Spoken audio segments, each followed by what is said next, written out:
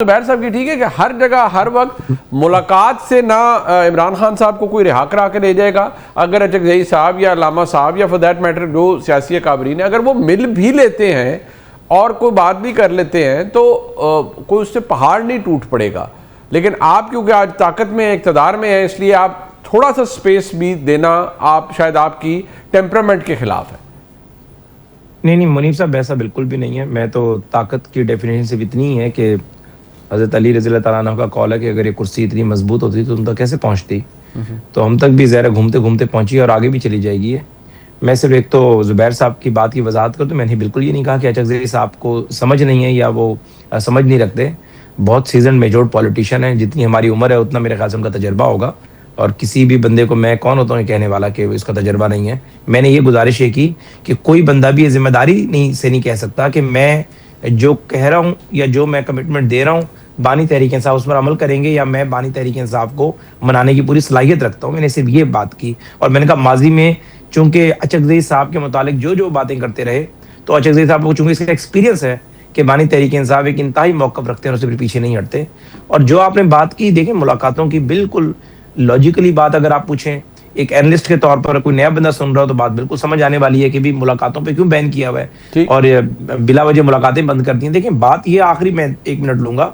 دیکھیں منیب صاحب, جمہوری ممالک میں اور جمہوری حکومتوں میں کسی بھی سیاسی جماعت کا ریاست کے ساتھ ایک سائلنٹ سوشل کانٹریکٹ ہوتا ہے, اور وہ کانٹریکٹ یہی ہوتا ہے کہ ریاست آپ کو احتجاج کی پرمیشن دیتی ہے, جلسوں کی پرمیشن دیتی ہے, اور آپ کیا کرتے ہیں فرسٹ ٹی آر میں ہو یا سیکنڈ ٹی آر میں ہو یا لیڈرشپ کی یعنی خود لیڈر ہوں تو آپ موب کو کنٹرول کرتے ہیں. آپ کبھی یہ نہیں کہتے کہ میں نے موب اکٹھا کیا پھر وہ موب جو ہے میرے سے آؤٹ آف کنٹرول ہو گیا اور پولیس نے نہیں روکا تو وہ جو ہے جینا ہاؤس چلا گیا, پھر موب 26 نمبر چنگی پہ تھا وہ ڈی چوک پر آ گیا. بیسیکلی میں سمجھتا ہوں کہ ایک مس ٹرسٹ ہے. تو زبیر صاحب جیسے لوگ جو بیلنس بات کر رہے ہیں تو یہ لوگ آگے آئیں. جس دن یہ مس ٹرسٹ ختم ہو جائے گا تو جہاں پہلے بانی تحریک انصاف کی 2 سال ہر ہفتے میں 3 4 ملاقاتوں کے سیشنز ہوتے تھے, وکلا سے علیحدہ, سیاستدانوں سے علیحدہ, اپنی فیملی سے علیحدہ, اور بانی تحریک انصاف اگر ظاہر ہے اس ٹریک پہ واپس آ جاتے ہیں تو کسی کو کوئی یہ نہیں ہے کہ آپ کوئی بات کسی سے اس ٹاپک پہ کرنا نہیں چاہتے. زبیر صاحب تو ابھی اسلام آباد گئے ہوئے تھے, وہ تو شاید ہر ہفتے اسلام آباد اس مقصد کے لیے چلے جائیں, آپ سے انگیج بھی کر لیں گے. آپ کوئی تھوڑی سی ولنگنس تو دکھائیں نا.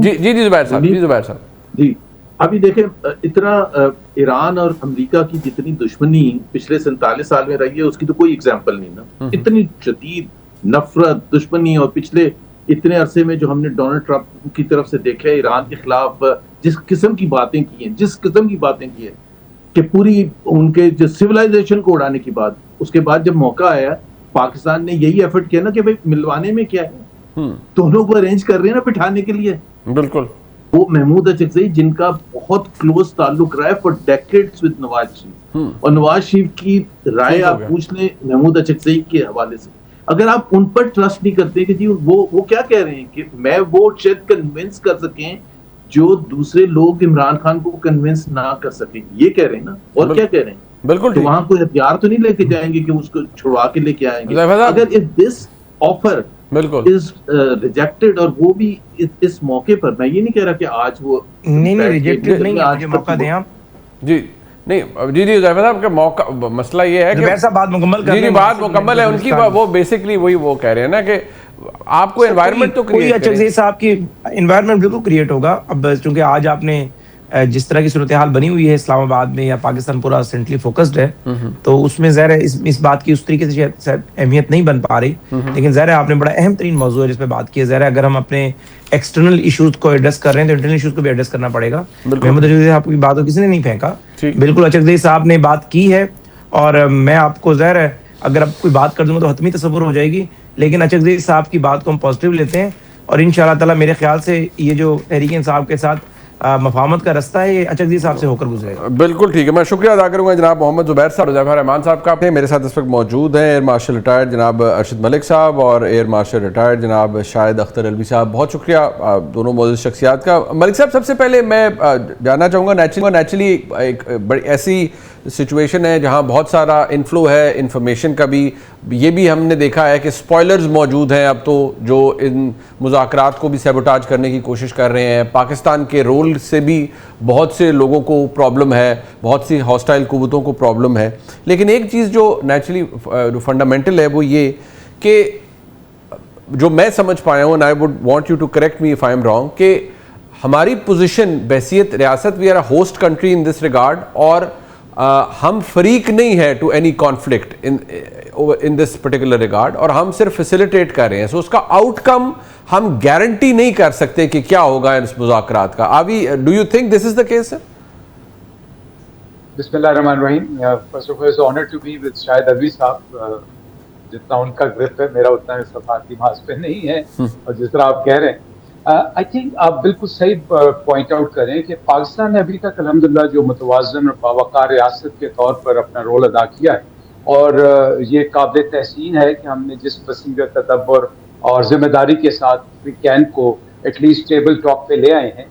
And we are not the guarantors absolutely, but there is a mayor fact that in लोगों को हम पे एतमाद है.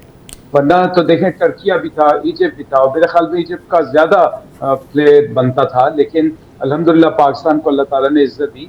तो we can't be guarantors. However I would point out another very important thing जो मैंने असेस की है, वो ये है कि Pakistan has not tried to take a solo flight. वो हमारी तो चूँकि ज़ुबान ही हवाई फौज वाली है, तो सोलो फ्लाइट की बात करूँगा मैं. बात यह है कि आपने सबसे पहले तो इलाके के जो तवाज़ुन की में प्लेयर थे, जैसे सऊदी अरब था, जैसे यूएई को भी हमने कोशिश की. अब हमारे मसाइल यूएई के साथ कुछ और आ गए हैं, कुछ सामने आ गए. फिर हमने कतर को ऑन बोर्ड किया, फिर हमने ओमान को ऑन बोर्ड किया, और फिर जो सबसे बड़ी मेरे ख्याल में दानिशमंदी हुई कि हमने चाइना को बिल्कुल प्रॉपरली ऑन बोर्ड किया. सो इसका मकसद ये है कि चूँकि ईरान का हम पे अल्हम्दुलिल्लाह बहुत ज़्यादा फेथ था, और इसके साथ साथ अमेरिका बहादुर का भी हम पे फेथ था. So I think we are in a very strong position, and even if God forbid, something does not come out, I think हमारा जो इलाकाई इस्तेहकाम और दुनिया के अमन के लिए contribution है, these two things will stand out forever इंशाअल्लाह. अच्छा अलवी साहब, मैं क्योंकि आपका एक एम्बेसडोरियल एक्सपीरियंस भी है, and being the I would say military man also, तो एक अच्छी एमैल्गमेशन है एम्बेसडोरियल साइड की भी, और ऑब्वियसली आपका जो ओरिजिनल बैकग्राउंड है. So how do you rate this कि जब हम इस जहाँ पर जो अल्लाह ताला ने इज़्ज़त हमें अता की, और पिछले 1 साल से तो उसको 4 चांद लगे हैं, with we have gone from strength to strength if I मे से. सो इस सीज़ फायर मुआहदे का क्रेडिट तो पाकिस्तान को जा रहा है, ये 2 हफ्ते वाला, लेकिन यहाँ पर क्या हमारी ऐसी पोजीशन है कि हम दोनों फरीकैन को इकट्ठे या किसी एक को पाकिस्तान इन्फ्लुएंस कर सकता है to get to a settlement, या आपको लगता है कि नहीं, हमारा रोल कन्फाइंड ही है और यही रहेगा? मेरे ख्याल में हमारा रोल कन्फाइंड नहीं है. मैं इसको एक्सप्लेन करता हूँ, लेकिन उससे पहले मैं आपको एक बड़ी इंटरेस्टिंग चीज बताता हूँ. मेरे अभी बैठे बैठे जहन में आई थी जी कि देखें, ये वॉर पीट हेग्सेथ ने स्टार्ट की on the name of religion. उनके 3 टैटोज, वो सारी स्टोरीज आपको पता है.